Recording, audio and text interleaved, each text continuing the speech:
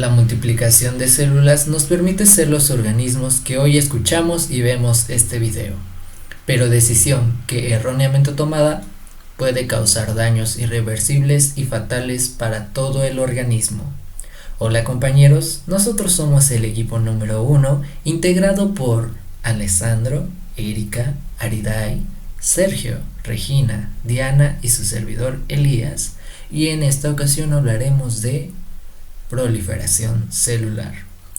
La proliferación celular implica la división mitótica de una célula, luego de la duplicación de su material genético, para dar origen a dos células que normalmente son idénticas a la progenitora. La proliferación celular en los organismos pluricelulares está involucrada en el proceso de crecimiento en tamaño, a través de la acumulación de sucesivas generaciones de células. En algunos casos también se relaciona con la reproducción asexual por fraccionamiento del individuo, como tal caso sucede en las plantas. Durante su crecimiento, los organismos incrementan el número de células en sus tejidos, dado que poseen una tasa de división celular elevada. Esa tasa decrece con el tiempo, de forma que alcanza la madurez. El número de células capaces de dividirse es menor y prácticamente tiende a reemplazar a las que están muriendo. Al envejecer, se produce en el conjunto del organismo un balance negativo entre la tasa de aparición celular y la tasa de senescencia, prevaleciendo esta última.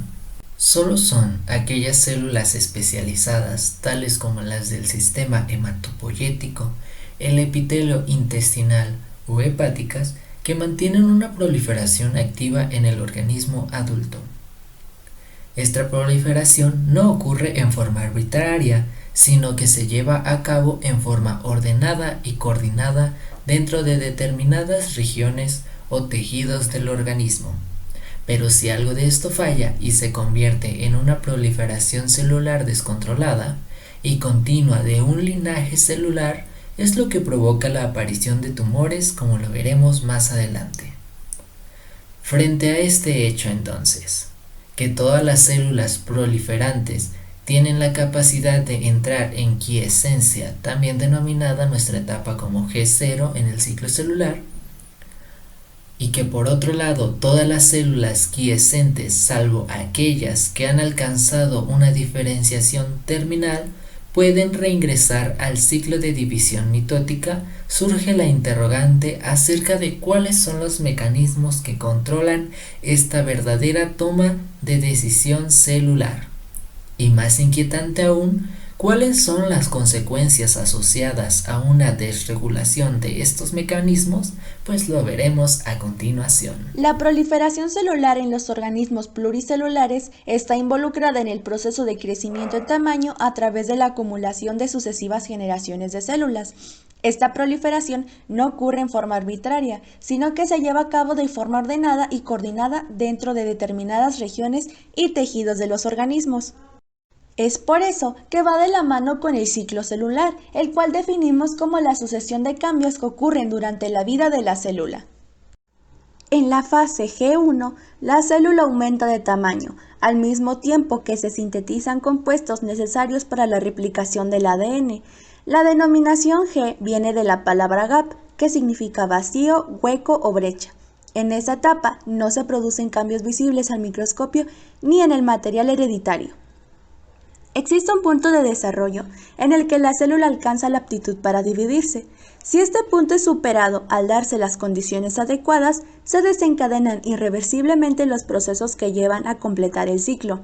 En caso contrario, la célula permanece en interfase, pudiéndose diferenciar en algún tipo celular especializado, quedándose en la G0.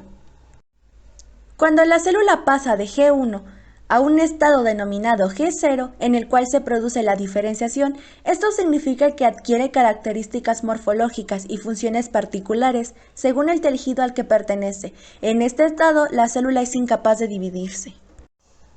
En la fase S ocurre la síntesis y replicación del material hereditario contenido en el núcleo, es decir, en el ADN. En la fase G2 se activan todos los procesos y se sintetizan los compuestos necesarios para que a continuación se desencadene la división celular. En las dos últimas etapas del ciclo, la morfología celular cambia y se puede observar al microscopio la separación del material hereditario y la formación de las dos células hijas. Las quinasas dependientes de ciclinas son las moléculas centrales en el mecanismo de control del ciclo celular. Su papel es el actuar como reguladoras de unas enzimas con actividad de proteína quinasa. Reciben el nombre de quinasas dependientes y que normalmente se designan con las siglas CDK. Estas constituyen un grupo de serina-trionina quinasas que forman complejos heterodiméricos activos al unirse a subunidades regulatorias. Principalmente CDK4, CDK6, CDK2 y posiblemente CDK3 actúan en forma cooperativa para conducir a las células hacia la fase S a través de la fase G1. Las CDK4 y CDK6 están involucradas en el pasaje de G1 temprano, mientras que CDK2 es requerida para completar G1 e iniciar la fase S. Las primeras forman complejos activos solo con ciclinas de tipo D y desde un punto de vista estructural están estrechamente relacionadas y son funcionalmente indiferenciables. Por su parte, la CDK2 es activada secuencialmente por las ciclinas de tipo E durante la transición entre las fases G1 y S y por las ciclinas A durante la fase S. Regulación del ciclo celular. Es cualquier proceso que controla la serie de situaciones por las cuales pasa una célula durante el ciclo celular. Al final de la fase G1 y antes de entrar a la fase S hay un control denominado punto de restricción. Si la célula pasa este control, el ciclo continúa, pero para pasar necesita muchas tareas resueltas previamente y la ayuda de estímulos externos. Este punto es tan importante porque en la fase S se replicará el ADN y tiene que hacerse con todas las garantías. Y porque la célula tiene que ser instruida por el entorno para dividirse, porque es necesario para el organismo. Las células cancerosas pasan a la fase S independientemente de las señales externas debido a mutaciones en las proteínas involucradas. En la fase S hay un punto de control que vigila que la replicación del ADN se produzca correctamente y que sea completa. La degradación de las ciclinas está mediada por varios complejos como el complejo promotor de anafase ciclasa, que promueve la ubiquitinización de las ciclinas en estos momentos concretos del ciclo celular y las marca para su degradación. En los factores internos y externos se puede impedir el avance del ciclo celular. Por ejemplo, los daños en el ADN, el tamaño celular insuficiente, falta de moléculas para la siguiente fase, la longitud de los telómeros, etc. Cualquiera de estos fallos lleva a que el punto de control no se pase. Hoy en día se acepta que el tamaño celular depende de una serie de factores internos y externos. Esto podría ser mediante la regulación de la longitud de la fase G1. Es decir, hay una relación entre la longitud del ciclo celular y el tamaño celular. Durante la fase G1, quinasas 4 parece ser ligada al control del tamaño celular. La proteína APCC es una ligasa que degrada a la ciclina A. Esta ciclina es necesaria para la actividad de la quinasa 2 en la fase S. Esto quiere decir que sin ciclina A no puede seguir desarrollándose la fase S.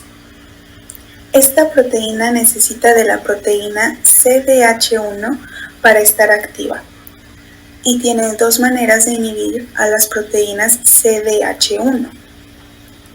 Mediante el inhibidor EM1 inducido por la EF2 y mediante la activación de la quinasa 2E. Una vez que esta proteína está activada, se aumentan los niveles de ciclina A, la cual son necesarias para quinasa 2. Aquí podemos observar los tres puntos de control, donde el primer punto se encuentra en la fase G1 y aquí es donde se comprueba si el retinoblastoma está hiperfosforilado. Esta hiperfosforilación se da en la fase M de la célula madre. En el segundo punto ocurre en la fase G0 Y aquí es donde las células intentan de nuevo hiperfosforilar a retinoblastoma. Y el tercer punto ocurre al final de la G1, y aquí es donde se comprueban si hay daños en el ADN. En este punto de control S es donde el ADN solo se puede replicar una vez. Esto quiere decir que una sola célula puede tener una sola copia. Esta replicación no puede tener errores, ya que estos pasarían a las células hija. La replicación está bien regulada gracias a los denominados orígenes de replicación, que son los puntos donde se comienza la replicación del ADN. En este origen de replicación se abre la doble hélice del ADN y se crean dos horquillas que van en sentido contrario, que se encuentran y producen un evento denominado terminación. La enzima quinasa ATR se une con una horquilla de replicación determinadas que se crean por uno de los orígenes de replicación cuando se abren la doble hélice. Aquí es cuando se activa y se fosforila la proteína quinasa CHK1. Estas proteínas se tendrán que activar al final de la fase S, con la finalidad de estabilizar las horquillas de replicación del ADN en ellas. En este punto de control G2M se necesitan preparar las herramientas moleculares necesarias para la mitosis. La fase G2 también se puede decir que es como una sala de espera donde se comprueba si se han producido fallos en la replicación celular durante la fase S. Este punto de control se debe a la inhibición de la actividad de la quinasa 1 ciclina B, ya que esta actividad empieza en la fase M. Aquí se tiene una concentración estable de quinasa 1 durante el ciclo celular, pero no de ciclina B.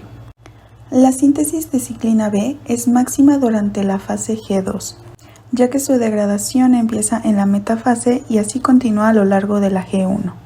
La eliminación de esta ciclina B es necesaria para terminar con la fase M y su degradación está mediada por el complejo APC.